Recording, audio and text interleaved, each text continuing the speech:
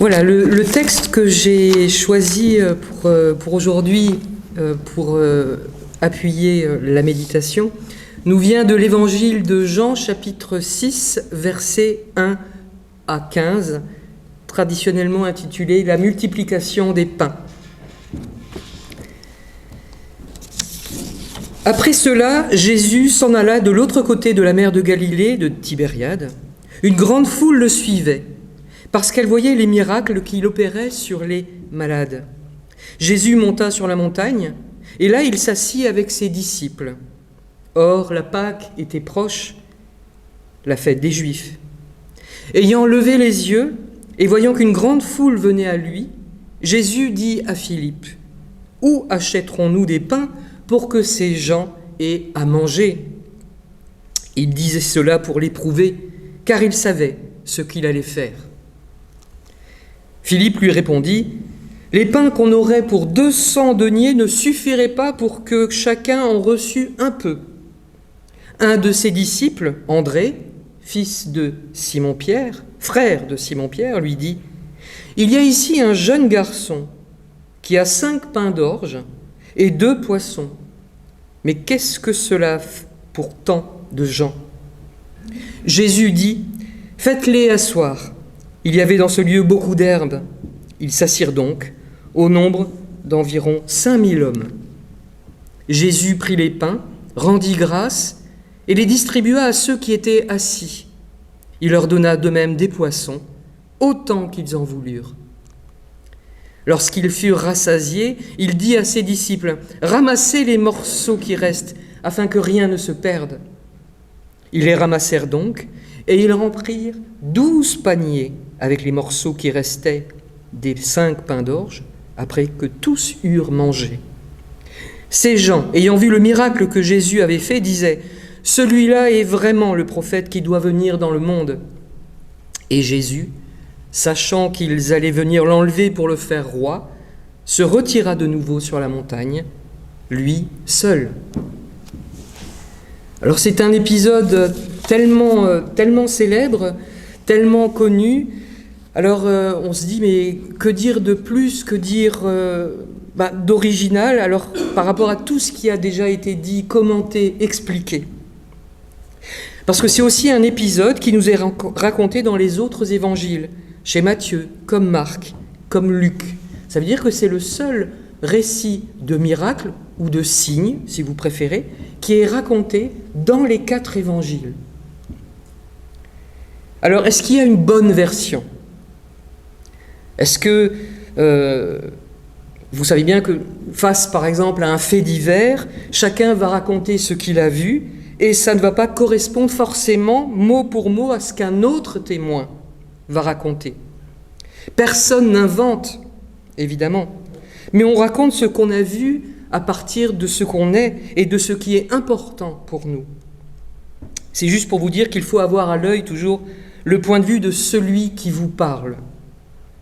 Alors partant de là, que nous raconte le texte ? Que veut-il nous enseigner ? Alors j'aime bien comparer les versions de l'histoire, et là donc c'est un récit de signes ou de miracles raconté par les 4 évangélistes. Donc qu'est-ce que ça nous donne dans les ressemblances et les différences ? Alors moi, ce qui me frappe, ce sont quelques éléments qui ont du sens. Ils nous renvoient directement à autre chose. Alors bien sûr, il y a des chiffres qui diffèrent. 5 ou 7 pains, 7 ou 12 corbeilles ou paniers de reste. Les chiffres, vous savez, ils ont leur symbolique. Quelques poissons ou bien 2 poissons. Et quand on se penche sur le texte grec, on voit encore mieux la différence. Chez Matthieu, Marc, Luc, quand on parle des poissons, quand ils désignent le poisson, ils prennent le mot grec ictus, et vous savez que ictus c'est devenu un symbole chrétien, c'est la lettre alpha, la première lettre de l'alphabet grec, mise sur le côté. Chez Jean, c'est pas le mot ictus qui est utilisé, c'est le mot opsarion, qui désigne plutôt, alors j'ai eu du mal à trouver une bonne traduction, parce que ça veut dire, c'est un poisson déjà cuisiné, peut-être bouilli ou rôti. On dit aussi que c'est plutôt une nourriture pour les pauvres. Bon, j'ai eu du mal à trouver des explications précises, mais en tout cas, c'est une nourriture pour rassasier le corps, puisque c'est un poisson déjà cuit. Ça veut dire que Jésus, il nourrit les corps. Et Jean, pour les pains, qu'ils soient 5 ou 7, il précise que ce sont des pains d'orge, artos kritinos. Artos, c'est le mot grec pour dire pain, et kritinos, ça veut dire orge. À une lettre près, enfin bon, voilà.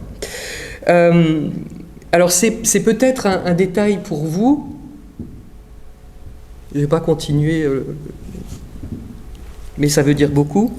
Car les pains d'orge, on en parle dans le deuxième livre des Rois, chapitre 4, versets 42 et suivants, dans un épisode très intéressant. Un homme arriva de Baal-Shalisha. Il apporta du pain des prémices à l'homme de Dieu, 20 pains d'orge et des épis nouveaux dans son sac. Élisée dit « Donne à ces gens et qu'ils mangent. » Son serviteur répondit « Comment pourrais-je en donner à 100 personnes ?» Mais Élisée dit « Donne à ces gens et qu'ils mangent, car ainsi parle l'Éternel, on mangera et on en aura de reste. On en aura de reste. » Déjà, avec Élisée. Il y a des pains d'orge, on les distribue, et le serviteur d'Élisée, il se demande, mais comment on va nourrir 100 personnes avec 20 pains d'orge? Et André, il se pose la même question. C'est comme s'il citait directement Élisée. André dit, il y a un jeune garçon qui a 5 pains d'orge et 2 poissons, mais qu'est-ce que cela pour tant de gens? Et donc dans le livre des Rois, le serviteur dit à Élisée, mais comment pourrais-je en donner à 100 personnes? Et lui, il a quand même 20 pains d'orge, alors que les 5 pains d'orge, c'est pour 4 à 5 000 hommes chez Jean. Mais Élisée, il sait que 100 personnes vont être nourries et qu'il y aura des restes. Chez les évangélistes, ce sera 5 paniers de reste ou 12 paniers de reste. Il y a toujours des restes quand le Seigneur donne, car il donne à profusion.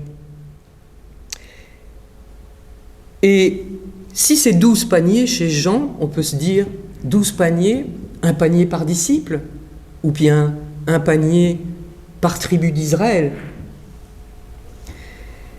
Parce qu'au départ du texte, pour nourrir un peu toute cette foule, il lui fallut 200 deniers selon Philippe. Alors 200 deniers, c'est vraiment une somme énorme. Un denier, c'était un jour de salaire d'un ouvrier. Donc 200 deniers, j'ai eu du mal à calculer parce que moi je suis une littéraire. C'est presque 7 mois de salaire. Et il n'y aura pas de reste, et chacun en aura juste un petit peu. Mais sur cette montagne, sur cette herbe abondante et verte, il y aura abondance de nourriture, au point qu'il y aura de nombreux restes. En parcourant ce texte, j'ai repensé à une anecdote vécue avec mes élèves de l'internat en France. On faisait régulièrement des sorties, et donc la cuisine du collège nous préparait pour chaque élève interne des petits cartons avec pour chacun sandwich, mais des boissons, des fruits, etc. Et évidemment l'incontournable paquet de chips. C'était des grands paquets de chips, donc c'était quand même un paquet pour 2. Les copains se sont rassemblés par duo pour partager le paquet de chips à eux deux. Et puis il y a eu un garçon, Philippe, tu te souviens certainement de lui. Il disait de toi, Monsieur Lamotte, c'est une encyclopédie vivante, parce que tu leur expliquais plein de choses. Eh bien ce garçon, il s'est de suite isolé avec son paquet de chips, qu'il a boulotté tout seul. C'était triste parce qu'il n'a pas partagé. Mais c'était aussi triste parce que ce garçon, je le savais, je le comprenais, j'imaginais. Il manquait beaucoup de tout. Et donc un paquet de chips, un grand paquet de chips pour lui tout seul, c'était un peu Noël. et il ne se sentait pas capable de partager. Il a gardé tout pour lui, mais il est resté assis dans l'herbe, tout seul aussi. Ne pas partager, c'est rester seul. Ici, la nourriture, elle arrive en abondance, par un enfant qui n'a pas gardé sa nourriture cachée pour lui seul en s'éloignant des autres. Mais ces pains et ces poissons, ils étaient visibles. Vous imaginez, dans cette foule immense, on parle quand même, selon les évangélistes, entre 4000 et 5000 hommes, et bon, certains précisent sans compter les femmes et les enfants, ce qui est toujours très agréable à entendre. Mais le disciple André, il a l'œil affûté. Dans cette foule immense, il a quand même repéré ce jeune garçon qui avait un peu de quoi manger. Et c'est à partir de ce don modeste, qu'une grande chose va se produire. Un enfant. La solution, elle vient d'un enfant, et pas d'un bureaucrate ou d'une personne qui s'y connaît, d'un logisticien de crise, comme toutes ces cellules et ces cellules de crise qui se réunissent. Voilà. Non, un enfant. Parce que la question, c'est encore, avant qu'on sache qu'il y a cet enfant, où achèterons-nous des pains pour que ces gens aient à manger ? Jésus, j'ai envie de dire qu'il est taquin, car comme un enseignant, il pose des questions et les élèves devraient avoir la réponse. Parce que où achèterons-nous des pains pour que ces gens aient à manger ? Ça ressemble quand même encore beaucoup à un autre texte de l'Ancien Testament, c'est Moïse, dans le livre des Nombres, chapitre 11, versets 13 et suivants. « Où prendrai-je de la viande pour donner à tout ce peuple ? Car il pleure auprès de moi en disant « Donne-nous de la viande à manger. Je ne puis pas, à moi seul, porter tout ce peuple, car il est trop pesant pour moi. » Moïse, il voit d'abord la situation comme un problème, comme le serviteur d'Élysée, qui se demande comment nourrir 100 personnes avec 20 pains d'orge. Jésus, il ne voit pas où est le problème. Il n'y a pas que 5 pains et que 2 poissons. Il y a 5 pains et 2 poissons. Vous entendez la différence ? Il y a 5 pains et 2 poissons. C'est un peu comme si on se disait, voilà, bon, on va faire quoi avec ça ? Il n'y a pas de problème, il y a quelque chose qui semble possible. Parce qu'on a confiance, parce qu'on a la foi, parce qu'on laisse advenir le futur, en toute simplicité. Comme cet enfant qui donne sa petite provision sans se dire « mais ça ne va jamais suffire ». Il y a une citation célèbre, tellement célèbre qu'on l'attribue alors soit à Einstein, soit au président Kennedy, soit encore à Mark Twain. Cette citation, elle résume notre situation. 5 pains et 2 poissons pour 5000 hommes. Cette citation, vous la connaissez certainement.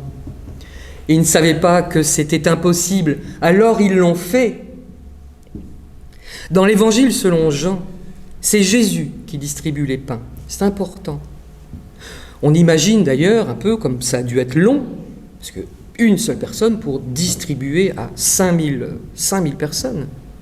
Le don modeste d'un jeune garçon a été transformé par les mains de Jésus en une distribution qui a suffi, et même plus encore, pour toute la foule affamée. Mais dans les 3 autres évangiles, c'est pas Jésus qui multiplie les pains. Vous allez dire, comment ça, c'est pas Jésus qui multiplie les pains ? C'est en les donnant aux disciples. Dans les 3 autres évangiles, il donne les pains aux disciples pour les distribuer. Et c'est entre leurs mains que pendant la distribution, ça se multiplie. C'est aussi cela le message pour aujourd'hui. Même lorsque nous nous sentons impuissants devant les circonstances, le Seigneur peut utiliser ce que nous avons pour accomplir des choses extraordinaires. La clé, elle réside dans notre volonté de partager ce que nous avons, peu importe la quantité, mais de le faire avec foi et générosité, comme ce jeune garçon qui a donné le peu qu'il avait. Ce passage nous renseigne sur l'importance de nous rendre disponibles. Cela veut dire être là. Jésus a pris ce que le jeune garçon avait offert, même si ça semblait tout à fait insignifiant par rapport à l'immensité de la foule à nourrir. Le Seigneur ne demande pas que nous ayons des ressources abondantes pour les mettre à sa disposition. Il veut simplement que nous lui offrions ce que nous avons, peu importe la taille, la quantité. Il peut prendre nos dons modestes et les multiplier au-delà de notre imagination. Dans le récit, non seulement c'est la foule qui a été rassasiée, mais il reste même encore des paniers remplis. Dieu ne se limite pas à répondre à nos besoins, il les comble au-delà de ce que nous pouvons imaginer. Quand nous nous ouvrons à la générosité de Dieu, il peut multiplier nos ressources et faire des miracles, des signes dans nos vies et celles des autres. Enfin, ce récit nous rappelle aussi que Dieu est celui qui pourvoit, mais il utilise souvent des canaux humains pour accomplir ses desseins et se manifester dans nos vies. Dans ce cas, il a utilisé le jeune garçon pour apporter les pains et les poissons. Il veut utiliser nos vies, nos talents et nos ressources pour bénir les autres et pour faire connaître sa bonté à travers nos actions. L'épisode de la multiplication des pains dans l'évangile de Jean est bien plus qu'un simple miracle de nourriture. C'est comme si le Seigneur nous tirait par la manche et nous disait « Tu crois que tu n'as pas grand-chose à offrir ? Donne ce pas grand-chose, et j'en ferai de grandes choses, grâce à ta foi, grâce à toi. Soyons des instruments de la bonté du Seigneur. Amen. Et avant...